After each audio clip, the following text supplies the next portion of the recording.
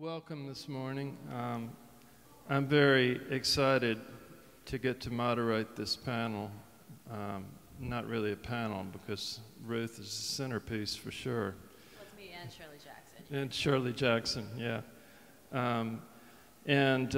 I've been reading her work for a long, long time and just had the pleasure of reading the biography, which is an absolute masterpiece of biography.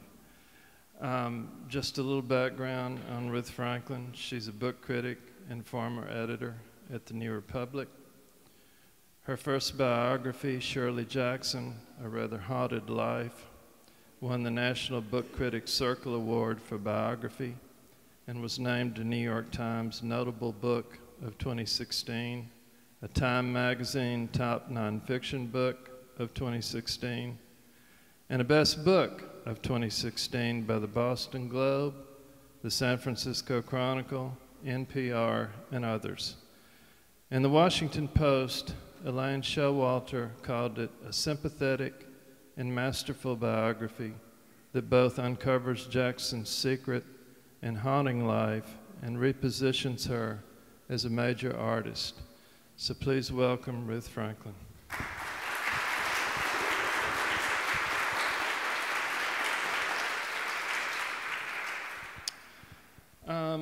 I've been reading your work for many years now, first in the New Republic, then later in the New Yorker and the New York Review of Books.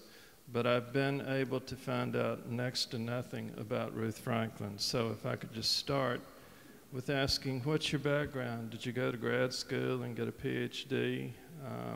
How did you come to be where you are? Well, I'm a lapsed grad student, actually, a grad school dropout. Sorry, can everybody... Is the mic on? Is my mic on? It seems like, no, it's not. Here. Yeah, it may not be on. Maybe I'm not, am I speaking? Do I have to speak right into it? Yeah, okay. Is that better? Okay. So yeah, as I was saying, I'm a grad school dropout. I always loved books and reading more than anything else, with, I guess, writing as a close, maybe not that close second. You know, if you had told me as a child that one day I was going to be paid to read books and write about them, I would have thought that was just a dream job. And I thought you had to pursue that by going into academia. And I discovered pretty early on in my grad school career that the academic approach to books just wasn't for me. I really wanted to write about books for a general audience, and to write in a style that was, you know, that made literature approachable and accessible. And what I really was most interested in, actually, was the stories behind how books are created and how writers come to do the kind of magical work that they do. Right. And it felt like the academy wasn't really the place to explore that, so I dropped out and went into book reviewing. I think you were smarter. I know you're smarter than I am. And you know, when we were talking a moment ago, you mentioned that you do read Polish, and I think probably the first time I read anything by you, it was a review of Vito Gombrowicz's diaries. How did the interest in Polish language come about? Well, that comes from my family background. My grandparents were refugees from Poland, Holocaust survivors, and but who retained a very close connection, unlike some survivors, to their native land, and were always very fond of Polish culture and Polish literature. And so I grew up hearing Polish around me and became kind of enamored of Polish poetry, and that's actually why I went to live in Poland, as I told you, right, to learn the Polish language and immerse myself in the poetry. Okay.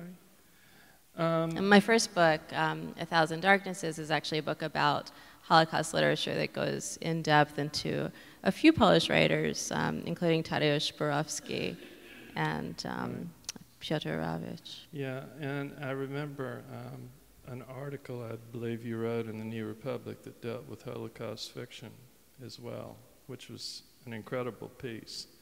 Thanks. Yeah, that was kind of my first interest, and then I was looking for a subject that was more cheerful for my next book, and was thinking, you know, maybe puppies or tulips. But somehow I settled on the life of Shirley Jackson. Yeah, instead, that's what I'm thinking. You ended up writing a book called A Rather Haunted Life. Exactly. Well, my husband said that it wouldn't be good if both of my books had darkness in the title, so we strove for a slightly different feel for this one. Well, in this biography, which is an absolute masterpiece, you mentioned having become interested in Jackson's work after reading her 1959 novel, The Haunting of Hill House. What specifically appealed to you about that novel, and what appeals to you about her work in general? You know, it's so hard to answer that briefly, because I do feel like The Haunting of Hill House is one of those novels that I read as a child and always stayed with me, and I feel that it's truly an under-recognized masterpiece of American fiction. You know, if you haven't read it, or maybe if you've only seen one of the movies that were made of it, there were two movies, one called The Haunting in 1963 with Claire Bloom and Julie Harris, that's also a classic in its own way. You might think of it as just a ghost story or kind of a classic haunted house story. And it is that. It's the story of what we would now call, I guess, a ghost hunter, a paranormal investigator who undertakes an investigation, a scientific investigation into supernatural manifestations in Hill House, an estate that's been abandoned for a long time. But it immediately becomes clear to anyone reading this novel that these supernatural manifestations, or whatever they are, don't have any kind of easy explanation, either supernatural or psychological. But that's exactly where Jackson is going in this book. And it's all about the psychology of fear and what makes us fear the things that we do. And I think in exploring that, she goes to a very, very deep place in the human psyche. Right. You place her in the American Gothic tradition of Hawthorne, Poe, and Henry James. Do you think Jackson saw herself as belonging to that tradition? I'm not sure that Jackson saw herself as part of any tradition.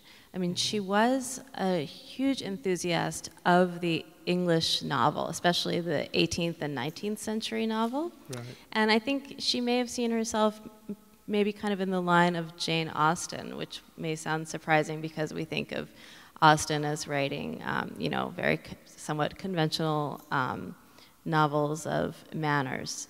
But in her own way, Jackson also was a novelist, a domestic realist novelist, and a social satirist with something of Austen's wit and bite to her. She had many, many different facets to her writing, and that's part of what I find so interesting about her, is that she was the author of 6 novels, each in a very different genre, and also dozens and dozens of short stories. Of course, if you know the name Shirley Jackson, you immediately think of The Lottery, of course, which is her most popular short story and caused a huge sensation when it was first published.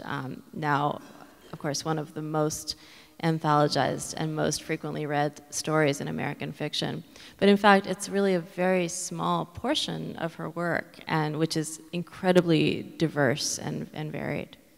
You know, I don't know how many people in the audience have already had a chance to read the biography, but one of the things that I found kind of compelling and at the same time horrifying, imagining what it would be like to be a fiction writer to whom this happened. When The Lottery came out, as you talk about in the book, she was absolutely deluged with letters and complaints. Could you tell the audience a little bit about that? Yeah, it's such a great story. So The Lottery was published in The New Yorker on June 27th, 1948. And almost immediately after publication, Jackson started receiving letters. The New Yorker passed them all directly onto her. So they overwhelmed the tiny post office in North Bennington, Vermont, which was where she was living at the time, where she spent the last 20 or so years of her life. And she would joke that the postmaster told her she had to get a bigger mailbox to handle this huge volume of mail. She wrote about these letters in an essay that was published after her death called Biography of a Story, in which she tells this very funny story of all these, I guess some of them were what you would think of as hate mail. She, people called her a pervert, and that she was, said that she had a sick mind and a sick imagination. And then there was a whole other very strange category of letters from people who believed that the lottery was fact and wanted to know where the village that it had taken place was and if they could go and watch such lotteries. And I don't want to give any spoilers for if there's anybody here who hasn't read The Lottery yet, but let's just say that one would find it hard to imagine that people might take it literally. Yeah. But the most letters that she received weren't actually hate mail or even these deluded people who thought that it might be true. There are people who were confused and horrified by the story, but who wanted to know what it meant. And that's what I find actually the most compelling thing about it, is that the lottery wasn't just shocking and sensational and caused people to cancel their New Yorker subscriptions, but it really touched some kind of very, very deep nerve in American culture. It troubled people so deeply that they felt compelled to write to her and ask for an explanation. And in fact, I was able to track down some of the people who wrote letters to Jackson. Almost all of them were no longer alive by the time I came looking for them, although in many cases I was able to talk to their spouse or their children. But I did actually interview one person who was still alive who had written a letter to Jackson about the lottery. And when I spoke to her more than 65 years after the story was published, she still remembered how shocked and offended she had been by it. That story came out in, was it 1948? 1948, yeah. Right. Do you think, coming on the heels of the Second World War, at a time when finally Americans are unable to ignore what happened. I mean, the stories have come out about the camps and everything then. Did that play any role in her conception of the story? It's hard to say if that explicitly played a role, but certainly it was there in the atmosphere, and she couldn't have helped to be aware of it. And I tried to trace the currents of her thought and what might have brought her there. I feel like maybe we should step back one step and give a little bit of background about the lottery in case anybody hasn't read it recently. It's a parable-like story that takes place in an unnamed village in an unnamed place, but it really looks a lot like a little New England village, in which the villagers every year carry out a very specific ritual whose meanings they no longer remember, but which they feel compelled to go through nonetheless for some kind of maybe superstitious or other reason. And it, of course, has a violent and shocking ending that I will spare us all the details of. So the idea, obviously, of man's general inhumanity to man is just baked into the fabric of this story. And it's clear that in the wake of World War II, that the idea of what people are capable of doing to each other had taken on a whole new meaning, and had reached a very different, scary depth that it had never reached before. Right. And then, of course, it was just at the beginning of the Red Scare in America, and the idea of people informing on their neighbors. And one of my most surprising discoveries working on this book was that, in fact, Jackson and her husband were under investigation by the FBI almost exactly at the same time that she was writing The Lottery, which is just an unbelievable irony, I think, that the author of The Lottery literally did have her neighbors informing on her. Yeah. Well, that's something else that I found really interesting in the book. I'm from a small town in Mississippi, and certainly accents in New England are very different. And yet I found some, I think, very strong similarities between small towns in the South and small towns in New England and small towns everywhere, really. She grew up in California and then later in upstate New York. How do you think living in New England and North Bennington influenced her work? Yeah, it's interesting what you say about small towns being so similar everywhere, and I think she had a similar experience in that she did, as you say, she grew up in California in Burlingame, which now I guess is right smack in the middle of Silicon Valley. Yeah. And then, 100 years ago, was a kind of a small farming town, although also very wealthy. And she wrote her first novel set in a suburb that is identical to Burlingame in all but name. But she didn't write it until she had moved to North Bennington. And it's a story about, again, a story somewhat like The Lottery, about neighbors on a street who gradually undo each other through the wickedness of their ways. In that novel, it's about gossip and rumors and prejudice and all the other lovely hallmarks of small-town American life. And, in fact, she's been compared also to Grace Metelius, who wrote similarly about New England. But as I said, she couldn't write this novel until she had lived in North Bennington. And she had another experience a few years earlier living in Winchester, New Hampshire, another very small town, where she and her husband, Stanley Edgar Hyman, who was a literary critic, later a teacher at Bennington, and also, not incidentally, a Jew from Brooklyn, New York. And she felt that she and Stanley were very much regarded as outsiders in both of these communities. Mm-hmm. That, for reasons of their religion, their political beliefs, they both were former communists who remained very, very liberal.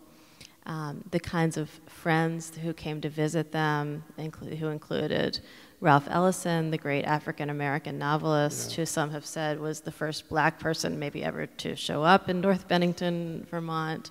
For all these reasons, they definitely felt like outsiders in their community, and I think that deeply, deeply influenced the kind of outsider strain you feel in her writing. Right. You talk about her tendency to mythologize the writing of The Lottery, and that's something that caught my attention. Having lived in Oxford, Mississippi, I know Faulkner, depending on what he had been drinking or how much he had been drinking, he would frequently claim to have been an RAF pilot. He told various stories at various times about the writing of particular books. What is it about writers that makes a lot of them mythologize the writing of their own work? Or what was it about her specifically? I think part of it is just that writers like to tell good stories, and the life of a writer doesn't always lend itself to good stories. When they're sitting at the typewriter day in and day out, that is not the best way to describe it. But there is something, I think, very special and telling about the way Jackson mythologized her own story of writing The Lottery. She claimed that she had written it in one morning, that she had had the idea for it while she was out going grocery shopping with her young daughter, who would have been around 2 at the time. And she had the idea while she was pushing her daughter in the stroller up the hill. And she said that she came home and put the baby in the playpen and put her groceries away. She always mentions that detail, that she did put her groceries away before she sat down at the typewriter. And then she sits down and writes The Lottery before her older child came home from kindergarten for lunch. And I think it's so telling that and she told this story in different versions, but the backbone of it is always the same. And it's so striking to me that she frames it around the work of childcare, that her children are present in this story as the outside influence and tension that kind of gives her writing time its shape. And in fact, this was the way that Jackson composed many of her short stories. If you look at the drafts in her archive, which are preserved in great detail because Jackson was the kind of writer who was a real boon to a biographer in that she basically never threw anything away. So you can look at the drafts of her stories, and in fact, in many cases, she wrote them down and then edited them very, very lightly before submitting them for publication, changing, only the punctuation. or the capitalization, because she wrote all her first drafts in lowercase as if, just to get them out as quickly as possible. And her children would tell me that she spent just about all her time that she wasn't writing while she was cooking dinner or doing her chores around the house, that they often found her sitting on this stool in the kitchen, making notes on her notepad that she would then keep the scraps of in her archive, making notes for her stories. So that by the time she sat down at the typewriter, the major imaginative work was already done, and she was able to simply pour out the story. Now, her novels were an absolutely different process, which I also think is very interesting. As somebody who's not a fiction writer, I don't feel like I don't really understand how this works, but her novels were a painful creative process that went through many, many drafts and rewritings. But the short stories came right out, and I think part of that was the exigencies of having to do them in those short spaces while a baby was sleeping or children were in school or at night after children had gone to bed. And I think that's something that still feels very, very real for many writers today. It called to mind, I think it's the Paris Review interview with Alice Munro. Her daughter became a writer. And apparently at some point Munro felt called upon to apologize to her because she said, "I wrote my first book doing that to you. It was the only way to get it written." And I found it really, really compelling in the biography. At one point, you note that Sylvia Plath's biography, called the 1950s, the decade of Jackson. And you go on to say that her body of work, which includes not only her novels and stories, but the 2 memoirs that were drawn in part from articles that she'd written for magazines like Good Housekeeping and Women's Home Companion, constitutes nothing less than, I think this is the direct line, the secret history of American women of her era. What aspects of women's lives from that period are so central to her work? Well, this is something also that you wouldn't imagine about Jackson if all you knew of her work was The Lottery. But she was, in fact, a best-selling writer of these memoirs that you could think of as a kind of precursor to today's mommy blog.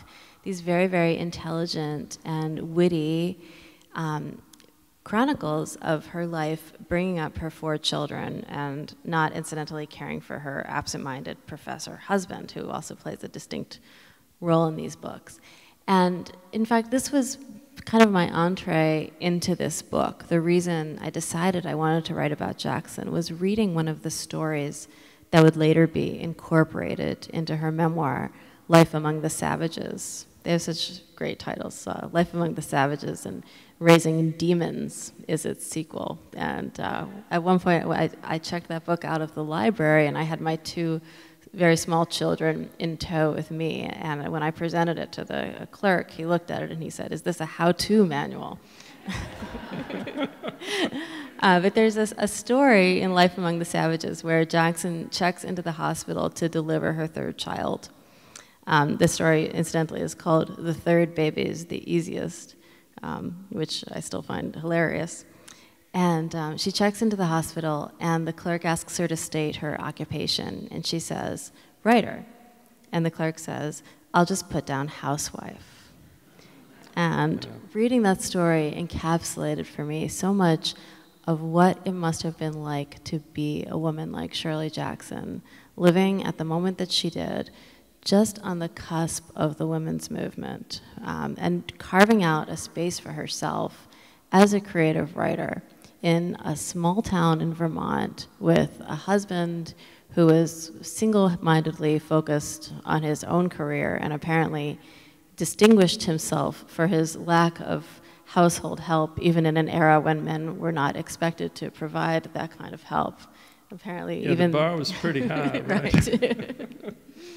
And the tension and pressures that she clearly felt to be this perfect American housewife on the one hand, and to express her creative genius on the other.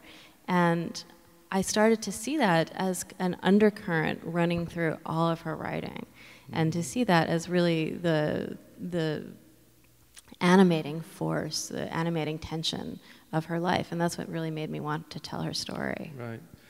You know, I think I probably knew Stanley Edgar Harmon's name before I read your biography, but I wouldn't have been able to say anything about him at all, whereas he was a pretty important critic at the time. And one of the great things about the biography is your exploration of their marriage. Do you think he was terrifically jealous of her? You know, I think their marriage was very complicated. I went into the book thinking of him as a terrible villain who was a philanderer and sabotaged her and did all kinds of awful things. And immediately when I started reading his own papers, because he's got his own archive at the Library of Congress with Shirley's that is just as large as hers, I started reading his stuff, and I started to fall in love with him a little bit too. I started to see what she had seen in him, because he truly was a genius, although a genius in a very different way than she was. A brilliant, brilliant critic who did see it as his role to advertise and explain her genius to the world. And I think, you know, initially they met in college at Syracuse University, where they founded a literary magazine together and did all kinds of stuff. And I think initially they both saw their relationship as a kind of perfect symbiosis of creative writer and critic, which is a beautiful thing. And they both read everything that the other wrote. They were each other's first reader. In Shirley's archive, you can find the long lists of notes that Stanley made on her manuscripts, keyed to the page number, you know, with comments to the word and the comma. He was absolutely devoted to her writing. But at the same time, he expected her to be devoted to his career and to sacrifice her own for his needs. And the fascinating underlying dynamic of their marriage is that she was the breadwinner for almost all of it. Starting with the lottery, which again came out in 1948, she out-earned him for the next 18 years of their marriage until her death in 1965. Right. Because he was a New Yorker staff writer in a time when the economics of that were quite strange and complex at the magazine. He didn't earn very much as a Bennington professor, and these huge books of literary criticism that he wrote didn't sell. And meanwhile, she had a very, very lucrative business writing these pieces for women's magazines that garnered her, you know, many, many readers and fans, and also very handsome fees. And incidentally, that I found also another fascinating side story of researching this book was the economics of the magazine world back in those days. Shirley Jackson could sell a personal essay to Ladies' Home Journal and earn enough money to buy a small car, which was exactly what she sometimes did with that money. Or, you know, to pay off the dishwasher or whatever. And as I'm sure you know well, the economics of the business have changed considerably. Tremendously. I remember the first time I heard that Scott Fitzgerald wrote the stories, his short stories, to make a living and support his novel habit, because the novel was not lucrative at that time. Amazing, I thought it was really the exploration of their marriage, for me, was in some ways at the center of the book. And I know, you know, I'm married to a writer, and the way we react to each other is she reads my stuff and I take a walk while she's doing it, and I come home and get mad. And she says, I'm never going to read your stuff again, and then same thing the other way. Right. I'm married to a writer too, so I too know a little bit about how that works. But ultimately, they were pretty supportive of each other, right? You know, they were and they weren't, and I think the money dynamic was really under most of it, because at the end of Shirley's life, or also in the periods when she was having the most anxiety, because she struggled with mental illness, including anxiety and depression, to the point that she had a couple of what we would probably call breakdowns. And at the heart of it was Stanley's pressure on her to produce and to make money. He begrudged the time she spent doing the kind of writing that she felt, that she found very emotionally sustaining, namely writing letters to her friends and family. And he would criticize her if he found her at the typewriter wasting time when she ought to have been writing these women's magazine stories that paid all their bills. There's one story that when their dishwasher broke, he did the calculations and figured out that she would save so much money. They would save a lot of money if she spent the time that she would have spent washing dishes on writing magazine stories. So they bought a new dishwasher. And you know, that's the kind of cold-heartedness, I think, that he sometimes showed towards her creative work. Right. Well, I want to make sure we leave time for the audience to ask questions, but I have one last one. Like a lot of writers, Jackson struggled with alcohol, and also, I guess, at various times with tranquilizers and amphetamines and so on. And I'm sure we both know that seems to beset artists in general, and maybe writers in particular. What do you think it is that so frequently seems to lead people with artistic temperaments in that direction? Well, isn't it Joan Didion who says that alcohol is the greatest anti-anxiety medication that's ever been discovered? I think, you know, I think maybe writers tend to have somewhat anxious temperaments, and it just comes down to that. But you know, in Jackson's case, there's again another part of the story which comes back to her particular circumstances. She would receive all these letters from her women's magazine's readers that I came to think of as the "I don't know how she does it" letters. I don't know if anybody remembers the book of that title that came out about a decade or so ago about a working mother and her struggles to present herself as a capable parent while trying to also do her professional job. But so these letter writers would confide their problems in Jackson and say, you know, I want to be a writer too, and my children also provide plenty of material, as you know, basically all children do, right? But they would say, I don't have time, or I'm too tired. After I finish, you know, with the dishes and the PTA and whatever else, I just can't do it. So tell me, what's your secret? And you know, unfortunately, the answer is not that edifying. Her secret was a lot of the time that she was on amphetamines, which wasn't what she told her readers. What she told them, more in keeping, was that they should feel free to neglect their housework if that was what they needed in order to get more time at the typewriter. And that also was advice that she followed. But you know, I think she felt an incredible amount of pressure. You know, pressure to produce so that she could pay the bills, and also pressure to be true to her creative, artistic self and get her vision out there. Yeah. And you know, amphetamines and then tranquilizers were her way of doing that. Right. So you know, it's a sad part of her story, and it's almost certainly contributed to her early death because she had many health problems that stemmed from her long time abuse of these drugs and of smoking, of alcohol. She also was very overweight for much of her life. So it's a tragedy that could have been prevented. Right. Well, I'm sure the people in the audience have questions. This lady right here. In your research, did you have contact with all four of her kids? The question was, in your research, did you have contact with all four of her children? Yes, so Jackson had 4 children, and all 4 of them are still alive and actively invested in her legacy and in managing her estate.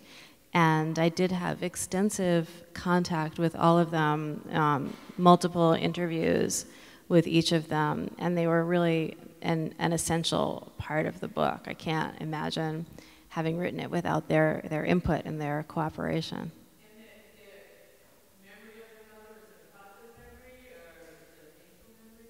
Yeah, I think, as with so many writers' children, it's complicated.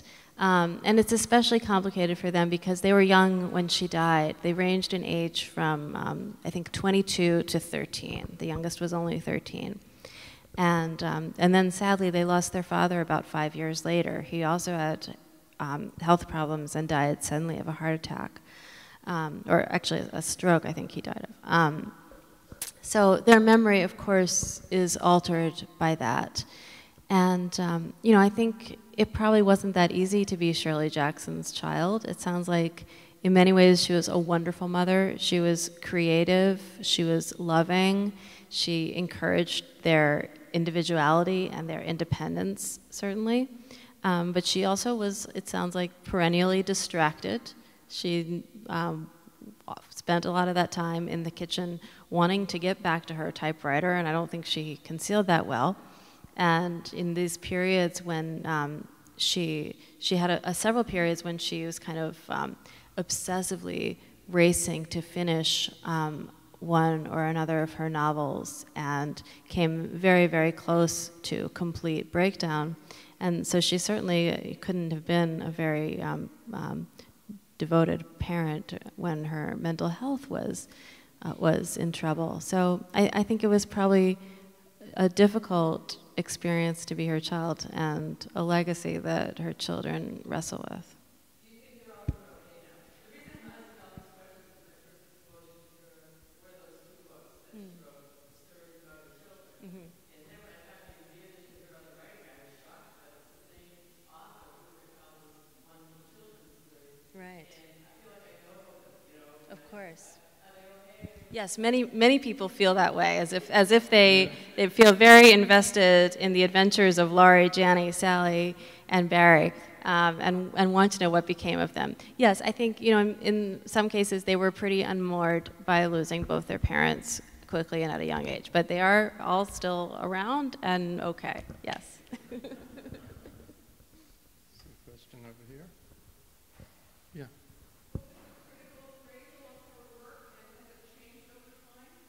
Yeah, the question is, what was the critical appraisal of her work and has it changed? This is a very interesting question.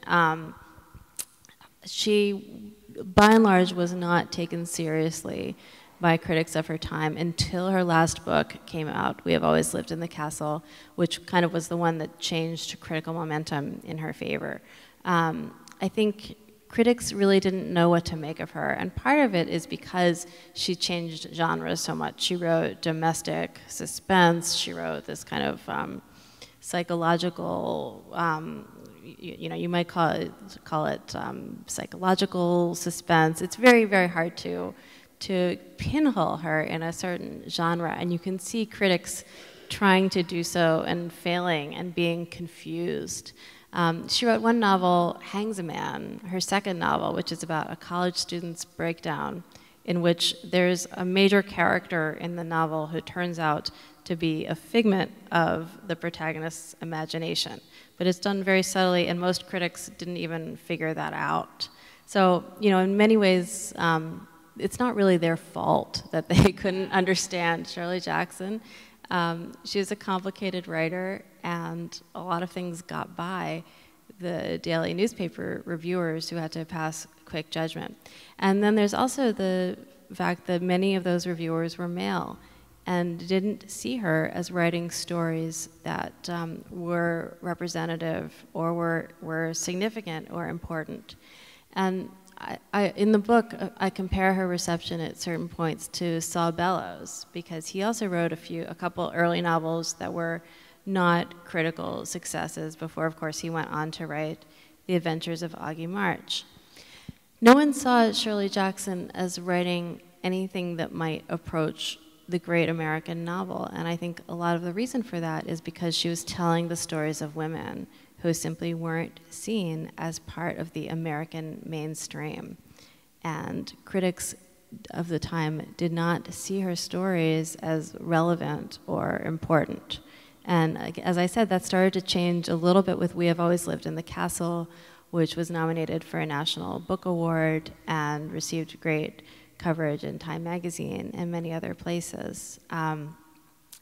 But for most of her career, she was thought of as a genre writer, or just kind of a strange bird, I think is the best way to put it. Yeah. Question over here.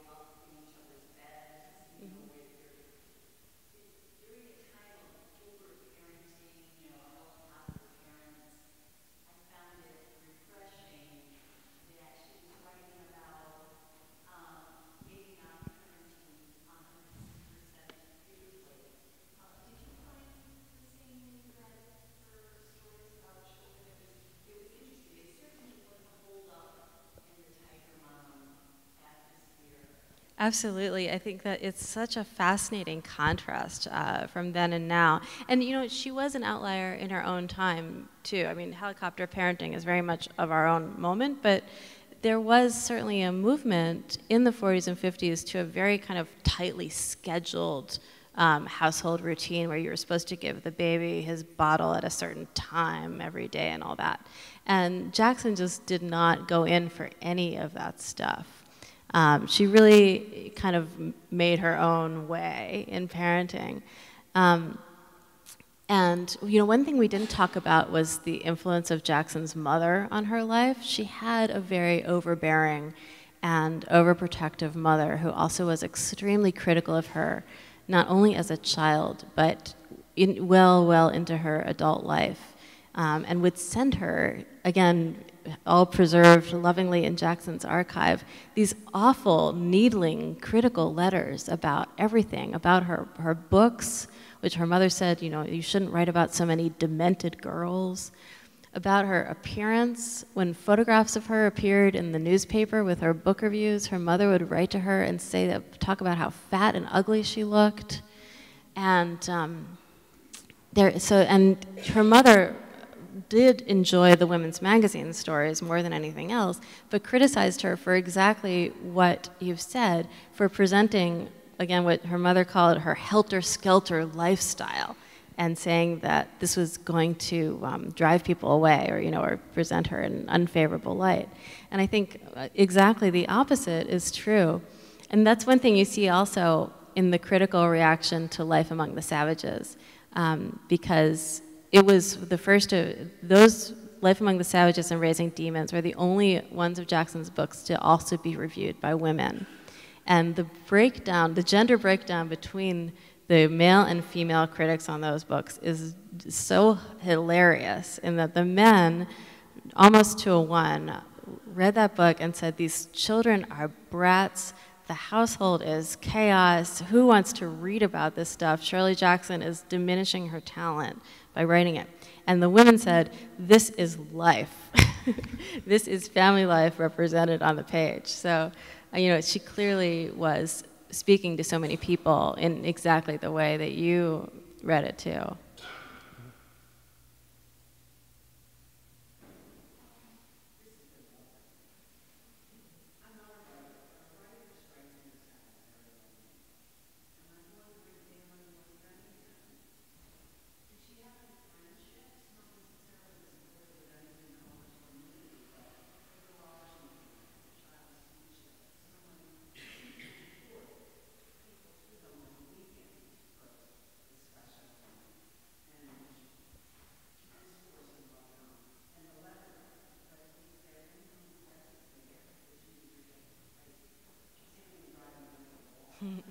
Yeah, that's a great question about the kinds of friendships she had in the literary community she had in North Bennington. And it's sad that she didn't. She had some friendships among the group of people who were known as faculty wives, which is such a terrible term. But that in the community around Bennington College, although she and Stanley kept themselves apart by living in the town of North Bennington rather than on the college campus, as many of the faculty did. So there was that. And she did have friends, as I said, she and Stanley both were close to Ralph Ellison and to his wife, Fanny, and they had a few other writer friends like that, Joseph Mitchell of The New Yorker and his wife, Therese. But again, these were people who visited occasionally.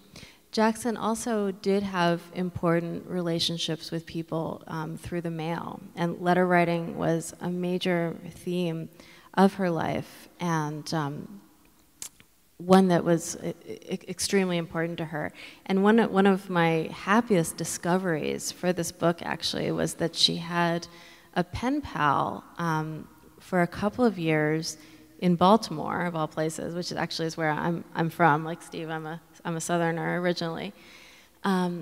A woman who wrote her a piece of fan mail after reading one of her articles, and they developed an incredibly close, intense, sustained correspondence during the period when Jackson was writing We Have Always Lived in the Castle. And I found this almost by chance by discovering the letters from this woman, which Jackson had kept in her archive, and using them to find her family, and eventually who led me to the letters that Jackson had sent to her. And what those letters told me, first of all, they were an incredible portrayal, an intimate portrayal of Jackson's family life and of her creative work on that book. But they also pointed to exactly what you said about her loneliness. That in fact, she was so lonely in North Bennington that when she received a fan letter from somebody who indicated that she was interested in the same things that Jackson was, in writing and in the kind of books she read and in talking about raising children, that it was nothing for her to write back and start this kind of friendship with a stranger. And I found that so poignant because it did point up to how desperately she needed that kind of relationship and how quick she was to grab at it when it so serendipitously came along. I found it really, really moving to see that.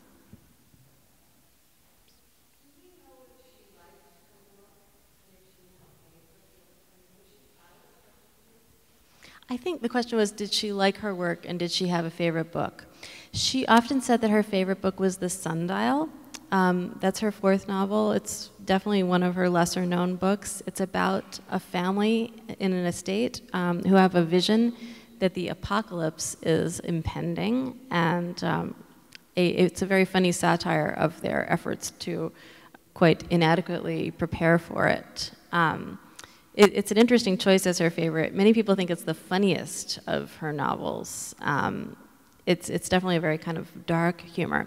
But, did she enjoy her writing in general? I think so, except for when it was driving her to nervous breakdowns. I'm not sure that that answer makes rational sense. But I think that she did enjoy the process, especially of writing short stories, which, as I've said, in most cases seem to have been just about effortless for her. And that the novel writing was quite different and more psychically demanding and damaging. But I think she did enjoy the act of sitting down at the typewriter and getting out what she wanted to say. They wanted us to finish up about 9:50, so maybe one more question. And then we'll be signing books in the back, so you can yes. Feel free to bring more questions to the table. Sure.